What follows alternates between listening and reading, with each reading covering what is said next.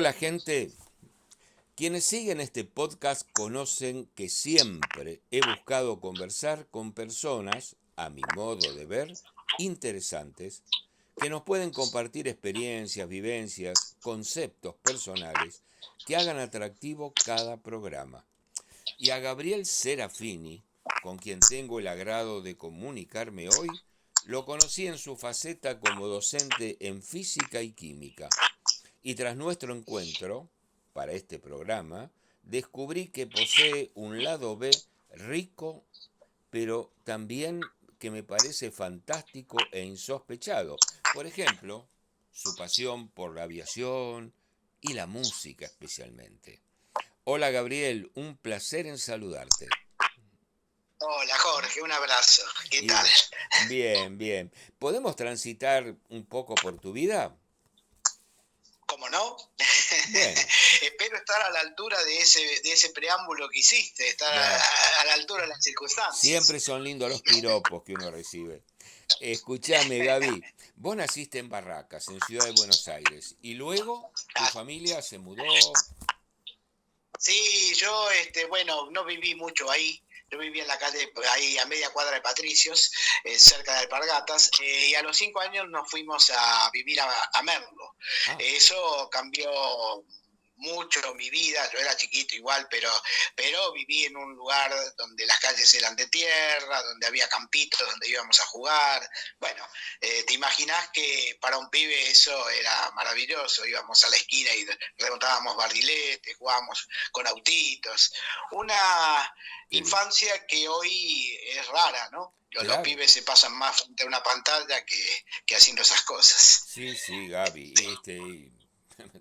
Lo recuerdo perfectamente. Escúchame, ¿y bicicleta? Porque sé que algún día te fuiste andando en bicicleta a La Plata. ¿Desde dónde? Yo era un poco loco. La bici, bueno, la bici fue siempre una pasión y lo sigue siendo, todavía Claro, la sigo usando y sí. bastante.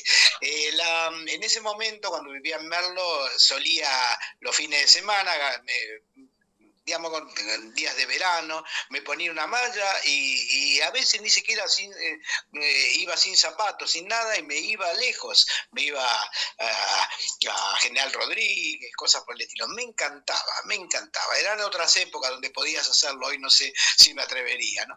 El día que me fui a La Plata fue después, cuando yo me mudé, cuando yo era mucho más grande, me mudé solo, a vivir solo.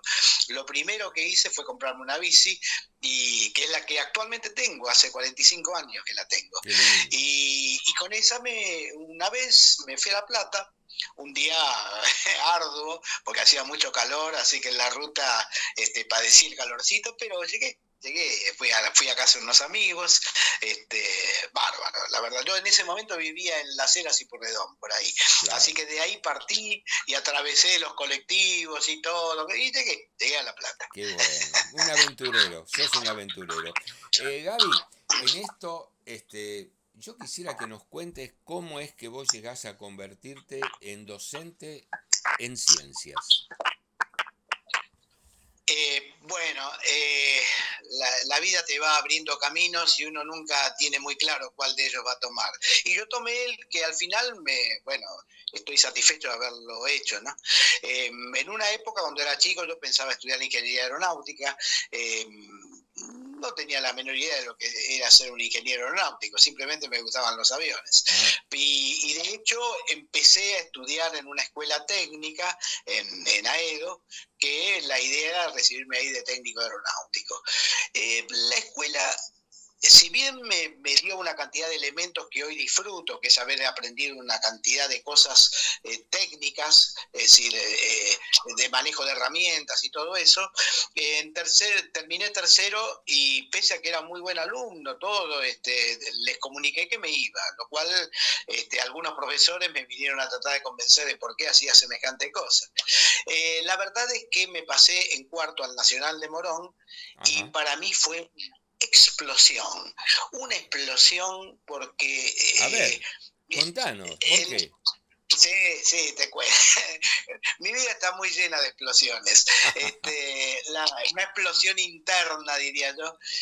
Yo venía de una escuela donde se hablaba de autos, de aviones, de procesos técnicos, y me pasé a otra donde tomé contacto con gente preocupada por el teatro, por la poesía, por cosas que yo tenía latentes, pero y algunas cosas ya había incursionado, había leído a Cortázar, a Borges, pero era todo muy rudimentario y no tenía con quién compartir eso en la Newbery. La escuela Jorge Newbery era el técnico al cual me refería antes. Sí.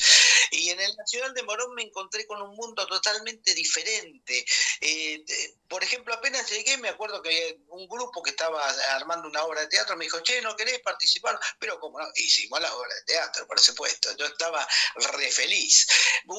Me acuerdo una mina que era una de mis compañeras que le encantaba Alejandra Pizarnik y yo no lo puedo, para mí era un nombre totalmente desconocido, y cuando empecé a leer esos poemas y dije, oh, qué hombre. Mira, para mí fue una explosión, y sobre todo en un aspecto que es el aspecto político. El Nacional de Morón tenía una actividad política muy, muy marcada, había un centro de estudiantes que era muy activo, donde yo ahí vi lo que era la discusión política. Tenía una compañera que era una militante trotskista, que era totalmente entregada a esa militancia. Para mí fue descubrir un mundo desconocido.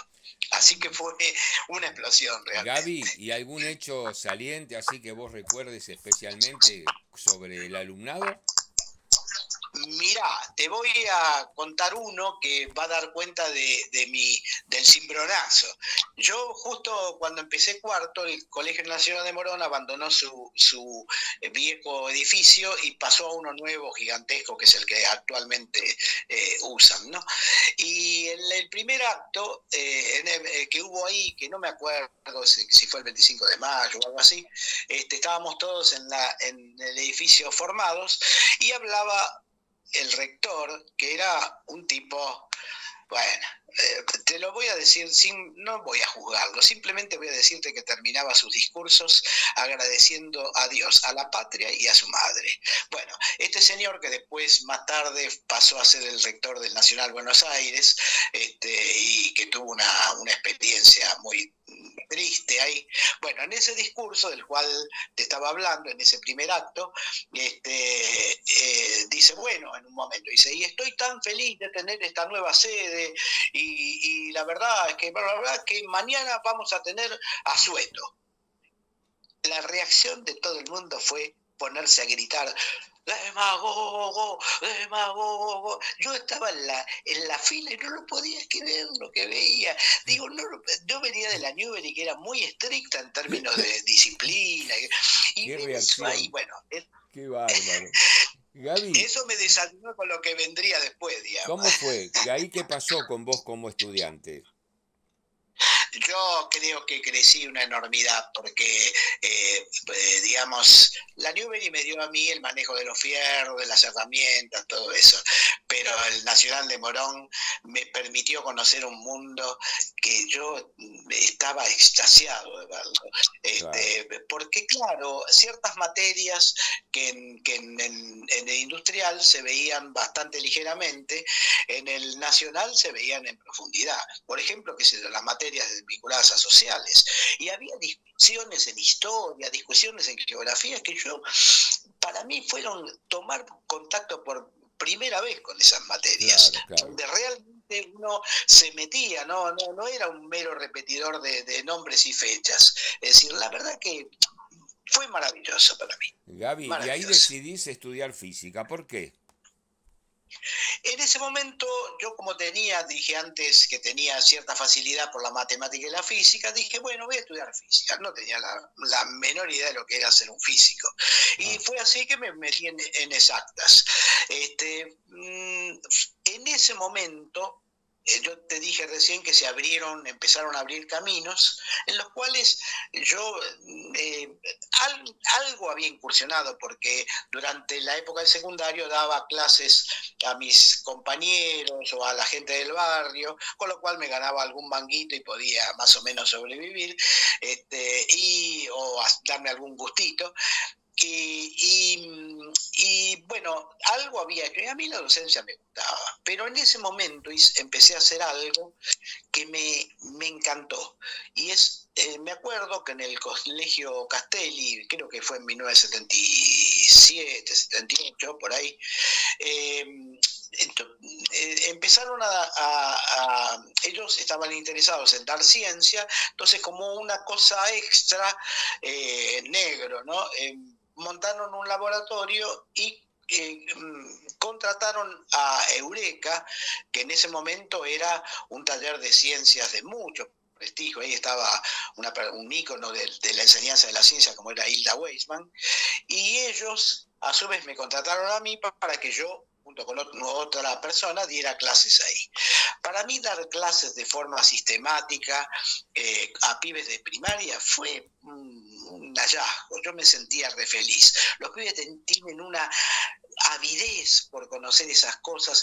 Es tan lindo dar ciencia, no contando la ciencia, sino haciendo experiencias, y que los pibes aprendieran a observar, a interpretar, a dar un contraejemplo, a discutir. Bueno, para mí yo aprendí muchísimo en esos 2 años que estuve ahí, sí. Gracias también a mis profesores, ya te digo, a Hilda Weissman y a otros del taller, a Beatriz Goldstein, que fueron del taller Eureka y que me enseñaron a mí un vagonazo. Claro, Gaby, porque vos desde ahí empezás con una carrera docente, como me contaste, trabajaste en primaria, nos conocimos trabajando vos en secundaria en el Columbia School, pero a mí me parece interesante en ese tránsito que vos hacés, inclusive dando cursos para docentes en ciencias, tenés una mirada crítica de la institución escolar en general y en particular de algunos docentes, ¿no? De algunos docentes. Brevemente, ¿podés contarnos esa opinión que vos tenés sobre eso? ¿Cómo no? Mirá, después de esa primera experiencia donde yo aprendí mucho, trabajé en otros colegios. Trabajé muchos años en el Scholem Aleichem, y después de eso me pasé al Columbia, que es donde vos y yo nos conocimos. Todo esto me fue dando mucha experiencia con los chicos, y sobre todo con los maestros también, porque yo era el coordinador de ciencias en el Scholem y también en el Columbia, y yo no daba en forma directa la clase, a veces sí, reconozco, pero yo trabajaba más con los docentes. Aprendí mucho de eso, y de hecho después usé ese conocimiento en los largos años que trabajé en CEPA, en la Escuela de Capacitación, formando tanto docentes de primaria como de secundaria. Hay una serie de cursos, y te digo, de los docentes de primaria, la cosa más destacable que puedo decir es que tienen un déficit enorme que tiene que ver con su formación. Vienen sabiendo la ciencia del modo en que seguramente vos y muchos otros la aprendieron en el secundario. Claro. Fórmulas vacías, sin ningún sentido, sin muchas cosas que se resuelven, y vos te acercás al alumno y le decís, bueno, ¿y qué es lo que hiciste ahí? Y resolví. ¿Y qué es eso que hiciste? Qué sé yo apliqué la fórmula y salió. Bueno, los docentes tienen ese agujero y se les nota porque le falta el manejo conceptual de las cosas. En CEPA intentamos hacer eso, y lo bueno es que yo venía con una experiencia de trabajar con pibes, o sea que no era de oficina. Sí. Venía y contaba, digo, che, hagan esto porque esto funciona, el pibe te va a decir esto, si te dice esto, presentale tal experiencia, vas a ver cómo con eso, etcétera. Donde noté las mayores dificultades no fue ahí, sino el docente de primaria es consciente de su limitación, y es muy trabajable. Cuando se da cuenta de que hay otros modos de trabajar ciencia, él la acoge con mucho placer y con mucho entusiasmo y compromiso. En cambio, los docentes de secundario, lamentablemente, gran parte de los docentes con quienes trabajé no tienen esa actitud. Claro. La mayor parte de ellos se pasan diciendo que ellos la tienen clara, de que la palabra que más usan es la palabra yo. Yo hago esto con mis alumnos, yo tengo claro esto, yo sé que... Bueno, y la verdad es que alguien que tiene tan afianzado ese modo de laburar y que no está dispuesto a aceptar que hay algo que falla. Hay gente que dice, pero yo preparo gente para la facultad, yo les enseño las ecuaciones. Y vos decís, pero tus pibes, tus alumnos realmente entienden lo que son los conceptos. Hay un manejo... Y dicen, no, si ellos no entienden es porque ellos no estudian. Siempre la culpa está en ellos, en los alumnos. Claro. Nunca hay una revisión de su propia práctica. Gaby, bueno, por supuesto, con excepciones. Interesantísimo esto, ¿no? Sabes que muchas de esas cosas las compartimos. Vos sos un amante de la música. ¿Qué tema musical has elegido como hito para este programa? Mira, elegí muy extrañamente. Yo debería haber elegido entre una larguísima lista de cosas que me han generado un deslumbramiento, un fogonazo interno, y elegí uno que es muy pequeño, es como una florcilla en medio de un gigantesco jardín, que se llama Panaderos, y lo canta alguien que es muy poco conocido, que se llama Leticia Clayman. Bueno, te propongo lo siguiente, vamos a escuchar a Leticia Clayman cantando Panaderos y luego sí nos contás por qué elegiste este tema musical, ¿te parece? ¿Cómo no? Bueno, ahí vamos.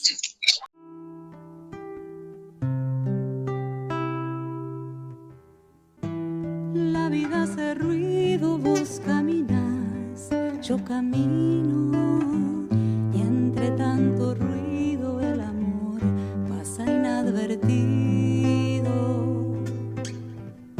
Sale el sol, se esconde el sol y no nos damos ni un respiro. La verdad espera en un rincón muy escondido que descubras que en el silencio el alma siempre está diciendo gracias, que hay una parte de tu ser que contempla el atardecer y algún registro de ese aliento que se dio de la nada.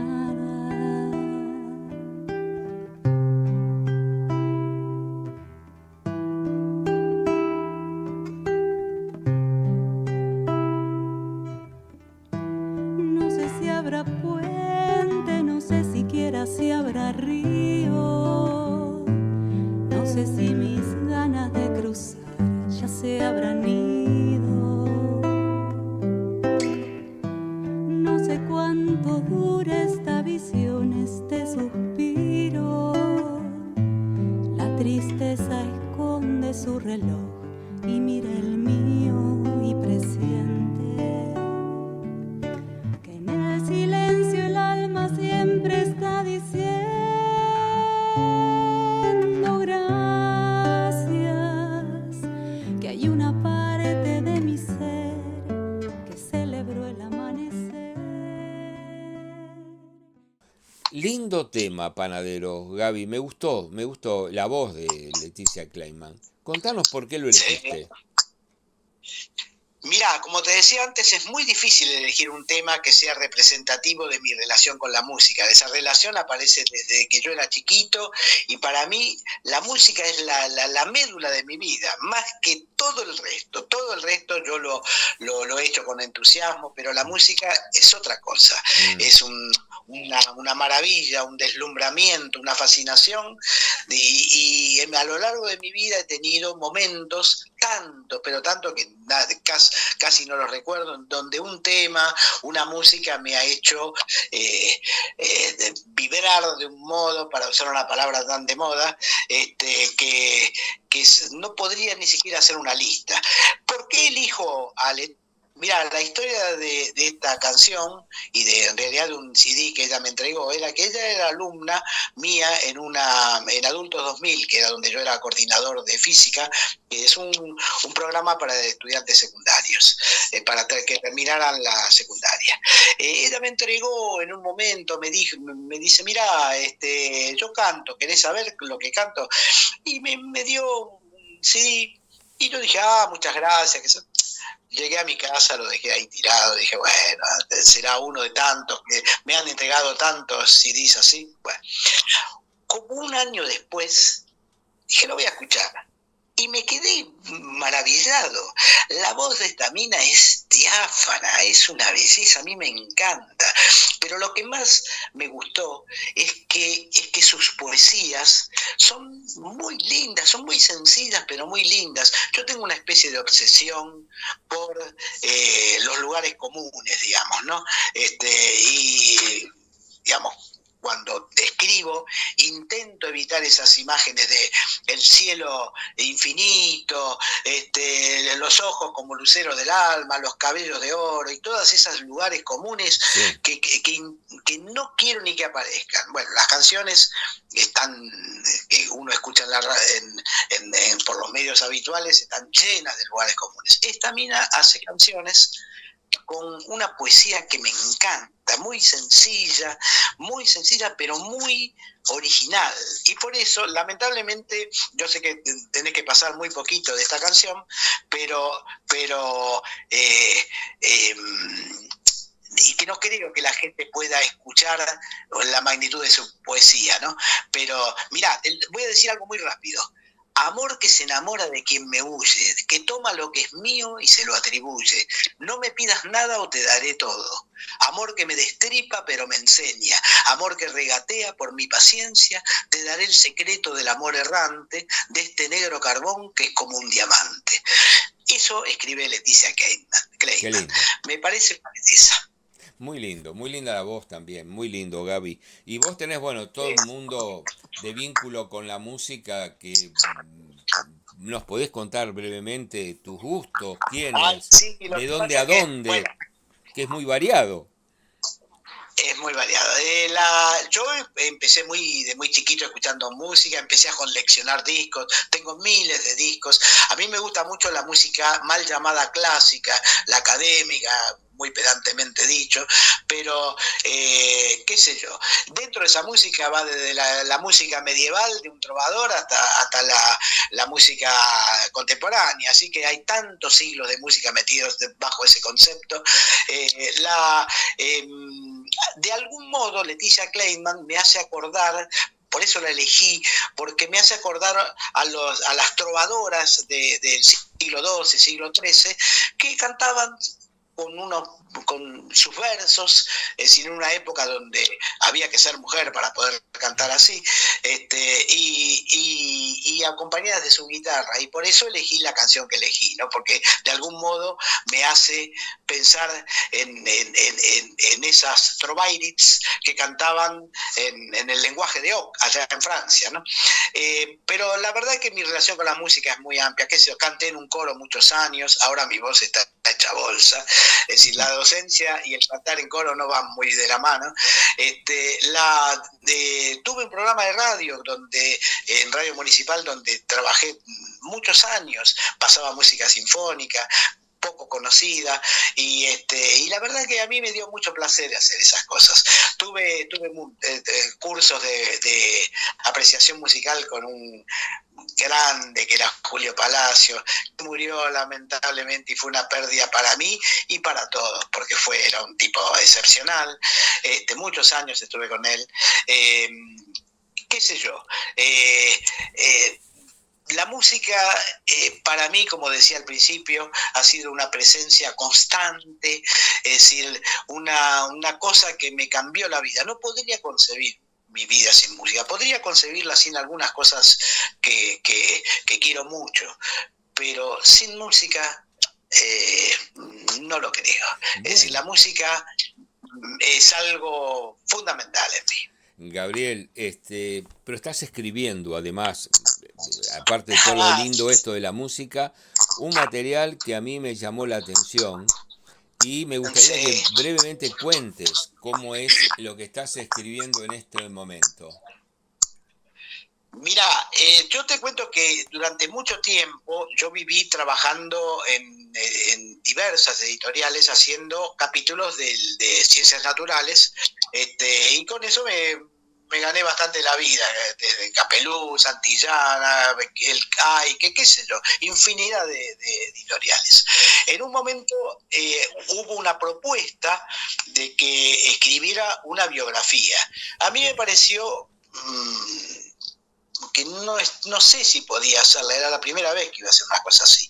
Y en un momento dije, bueno, viste que yo te dije al principio que uno nunca sabe qué caminos se abren. Sí, señor. Y que, bueno, se abrió y en general yo siempre acepté los caminos. Me metí y me encantó. Y sobre todo me encantó la biografía de este hombre que se llama Tsiolkovsky, Konstantin Tsiolkovsky, que es el padre de que estaba buscando la palabra con que los rusos llaman a la astronáutica y ellos le dicen como náutica. Bueno, este hombre fue un tipo totalmente avanzado para su época, concibió infinidad de cosas que muchas no, un poco en el estilo también de Leonardo, ¿no? Concibió cosas que la técnica en ese momento consideraba que era, digamos, no tenía los elementos como para poder plasmarlas, ¿no? Y que muchas de ellas se plasmaron mucho después. Bueno, Tsiolkovsky es eso.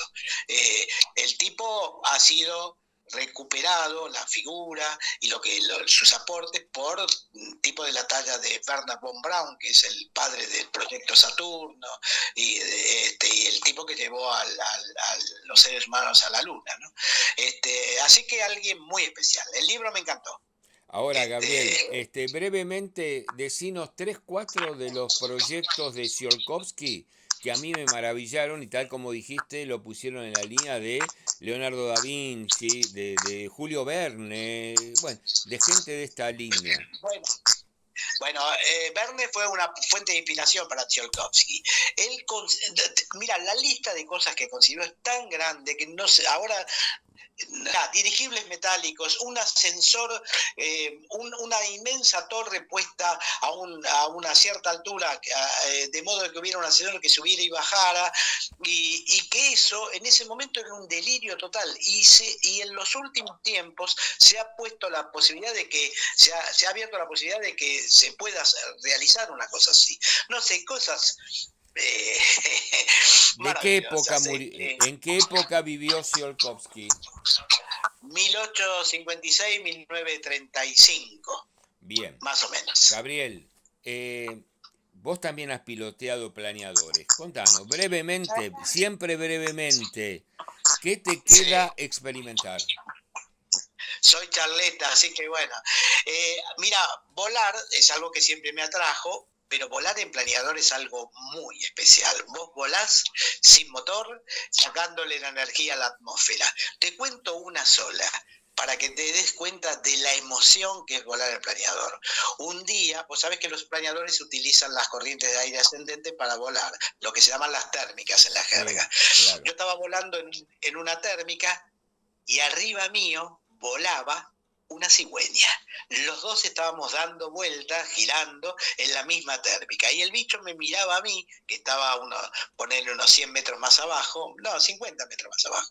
Y yo lo miraba a ella, a la cigüeña. Y volamos, hicimos varias vueltas juntos hasta que en un momento la cigüeña se asustó y se fue, que es lo que suele ocurrir. Gaby, como vos decís que la música ha obrado en vos de un modo maravilloso, y para cerrar nuestra conversación, ¿qué tema musical podemos poner como despedida en lugar de nuestra cortina musical? Mira, hay infinidad de cosas que me vienen a la mente. Odessa de The Bee Gees, una canción maravillosa con esa voz tan maravillosa de Robin Gibb. Simon & Garfunkel, que son para mí, era un fan total de ellos, y con también la voz maravillosa de Art Garfunkel. Bueno, hay tantos. El disco doble de los Beatles, que para mí es un hito, un punto de inflexión. Bueno, pero voy también escaparme de todo eso, y voy a sugerir una canción de Silvio Rodríguez, cuyas letras muchas veces me conmueven hasta lo más profundo. Voy a sugerir Esta no es una elegía. Bueno, Gaby, un gusto nuestra charla, te agradezco enormemente el haber aceptado participar de los hitos musicales en nuestras vidas. Te mando un abrazo y reitero agradecimiento. No, yo te agradezco a vos. Y en algún momento me gustaría ser yo quien te entreviste, porque sé que tenés mucho para decir, Jorge, realmente. Bueno, un gusto, te voy a dar esa posibilidad. Posiblemente nos pondremos de acuerdo. Gracias, Bueno, Gaby. un abrazo. Que esté bien.